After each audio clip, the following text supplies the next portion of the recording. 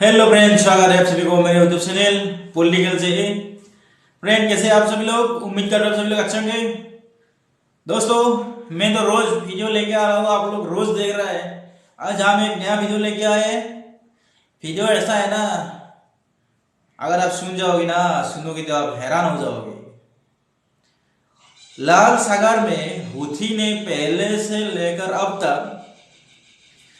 तो पूरा ही बंद हो गया है। क्या बंद हो गया? इजराइल को भेजने वाला जहाज। कोई भी देश अगर इजराइल को जहाज भेज रहा है खाना के लिए, पानी के लिए, हथियार के लिए, कुछ भी, तो लाल सागर में हूथी ने उसको गुजरने नहीं दे रहा है। कैसा लगा?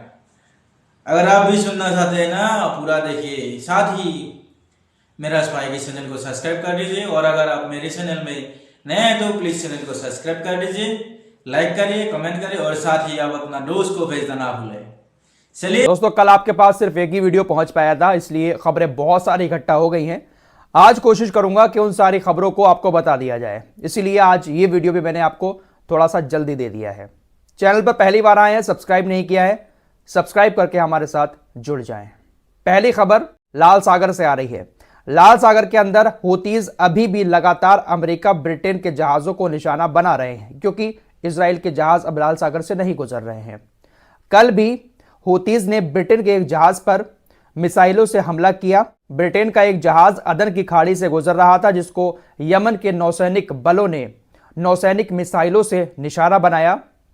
जहाज को नुकसान हुआ, लेकिन जहाज तेजी के साथ लाल सागर से फिर पीछे की तरफ वापस हो गया। इस हमले की जानकारी अमेरिकी सैंडकॉम की तरफ से भी दी गई, साथ ही साथ हूतीज के स्पोक्स पर्सन की तरफ से भी इस बारे में जानकारी दी गई। हूतीज के एक नेता हैं सईद अल हौती। उन्होंने कहा कि हमने लाल सागर के अंदर पिछले कुछ महीनों में जो कार्रवाई की है इजरायली जहाजों पर, इसके चलते हुए इजराइल की जो एलियर बंदरगाह है वो पूरी तरह से बंद हो चुकी है। लाल सागर और बाबल मंडप के जरिए इजराइल तक जो खाना पानी पहुंचता था, जो सामान पहुंचता था, तकरीबन 70% वो बंद हो चुका है। अमेरिका और ब्रिटेन ने पिछले हफ्ते हमारे देश पर यानी यमन के ऊपर 40 बार हमले किए, लेकिन उनका एक भी हमला हमारे टारगेट को नहीं भेद पाया। अमेरिका और ब्रिटेन ने हमारे ऊपर जो हमले किए वो हमारे अड्डों को निशाना बनाकर किए, हमारे हथियारों को निशाना बनाकर किए, लेकिन वो हमें बिल्कुल भी नुकसान नहीं पहुंचा पाए। और आज भी हम उसी ताकत के साथ लाल सागर। अमेरिका और ब्रिटेन इतना बड़ा बड़ा कंट्री, इतना टेक्नोलॉजी, कितना बड़ा बड़ा टेक्नोलॉजी, फिर भी हूथी का कुछ नहीं बिगड़ पाया। क्यों? बड़ा कंट्री, अमेरिका नाम सुनते लोग डर जाता है, कोई भी कंट्री डर जाता है, और ये हूथी पीछे हटने का नाम ही नहीं ले रहा है। क्या हो गया उन लोगों को?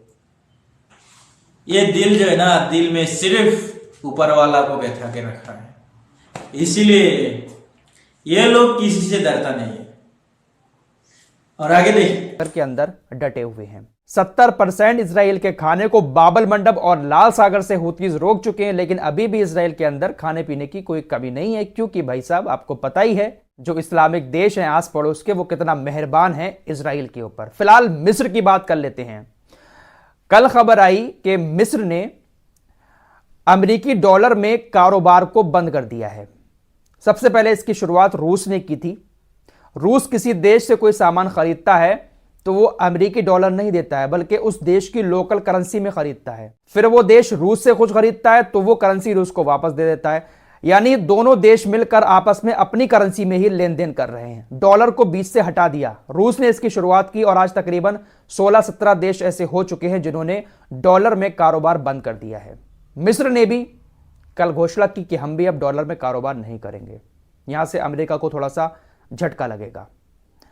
उसके बाद खबर आती है कि मिस्र रफा के लोगों के लिए लड़ाई लड़ने को तैयार है। खबर आई कि मिस्र ने एक बार फिर से इजराइल को चेतावनी दी है कि अगर वो रफा के ऊपर हमले करता है तो फिर हम इजराइल के ऊपर कार्रवाई करने के लिए बिल्कुल भी नहीं झिझकेंगे।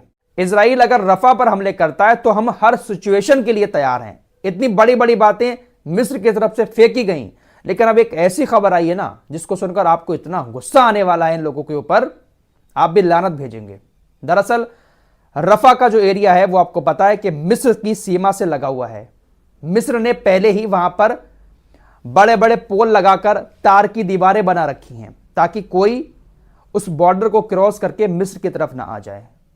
लेकिन बहुत सारी चीजें ऐसी देखी गई हैं, कभी कभी लोगों ने तार वगैरह काट कर बॉर्डर को पार कर लिया है। तो अब मिस्र क्या कर रहा है कि दीवार बनवा रहा है। मिस्र ने रफा बॉर्डर पर बफर जोन बनाकर 4 दीवारी बनाना शुरू कर दी है, ताकि जो रफा के लोग हैं वो मिस्र के बॉर्डर की तरफ ना आ सकें।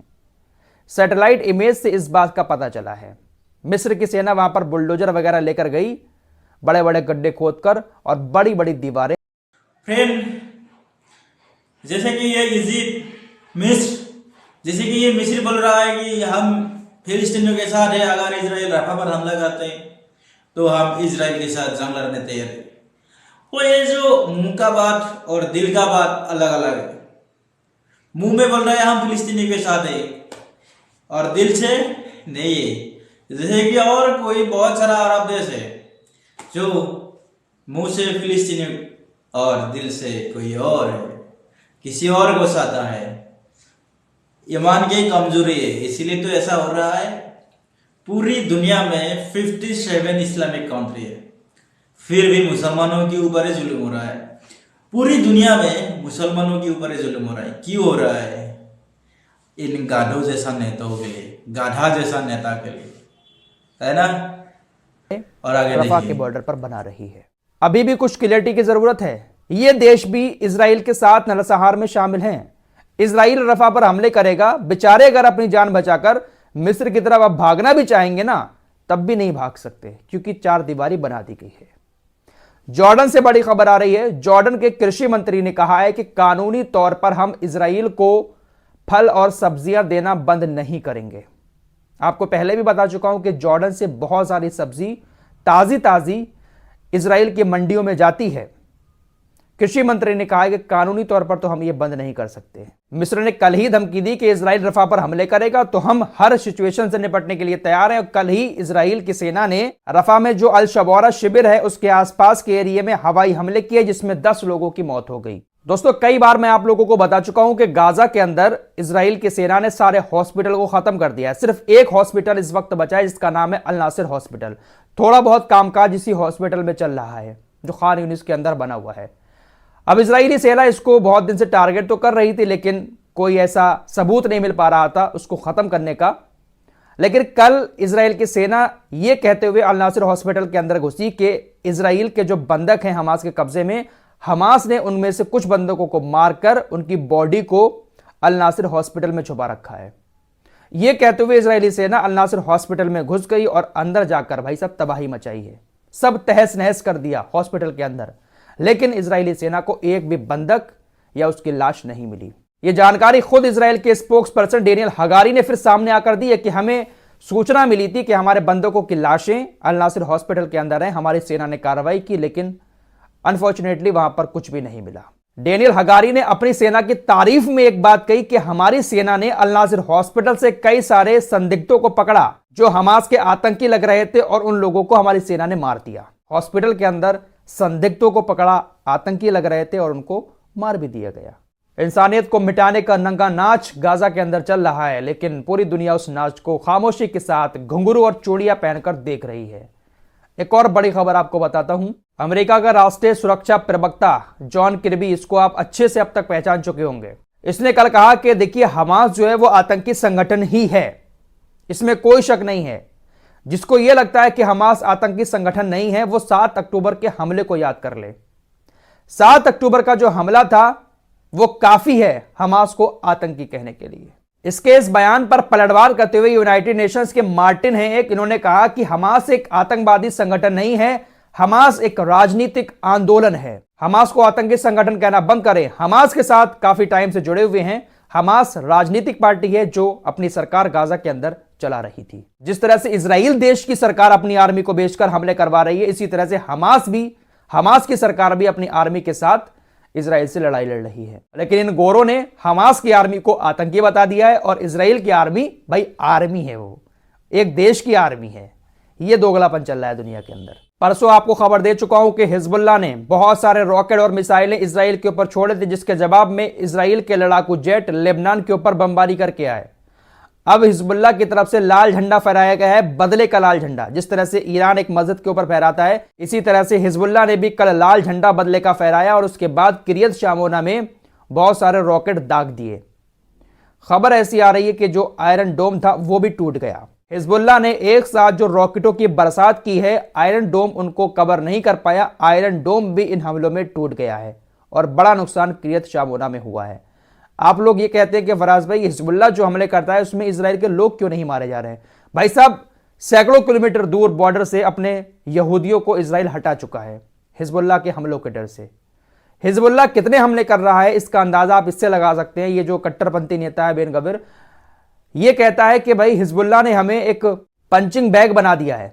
जिम वगैरह में जाते होंगे, देखते होंगे ना, वो लंबा सा बैग टंगा होता है जिस पे मुक्के मारते हैं।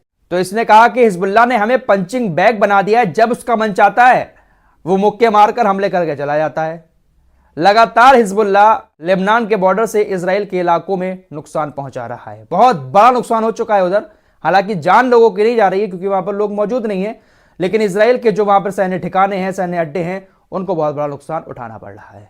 फिलहाल के लिए इतना ही। आगे और भी बहुत सारी खबरें आने वाली हैं, इसलिए चैनल को सब्सक्राइब करके हमारे साथ जुड़े रहें। फ्रेंड, वीडियो कैसा लगा? अच्छा लगा ना? मैंने पहले भी बोला, अभी भी बोल रहा हूँ, अगर आप मेरे चैनल में नए आए तो प्लीज चैनल को सब्सक्राइब करिए, लाइक करिए, कमेंट करिए और वीडियो को तो शेयर करना ना भूलें। फ्रेंड, जैसे कि आप देख रहे हैं, सुन रहे हैं, कुछ नहीं कर पा रहा है। इजराइल जो सेना है वो सिविलियन के ऊपर ये हमला कर रहा है, ना किसी संगठन के ऊपर। और गाजा को पूरी तरह से गाजा को बर्बाद कर दिया है। गाजा में जो रहने वाले सिविलियन है उनका घर तोड़ा गया, उनको मारा गया। पूरी दुनिया खामोश बैठा है, कोई कुछ नहीं कर पा रहा है। क्यों? क्योंकि इजराइल के पीछे अमेरिका बैठा है।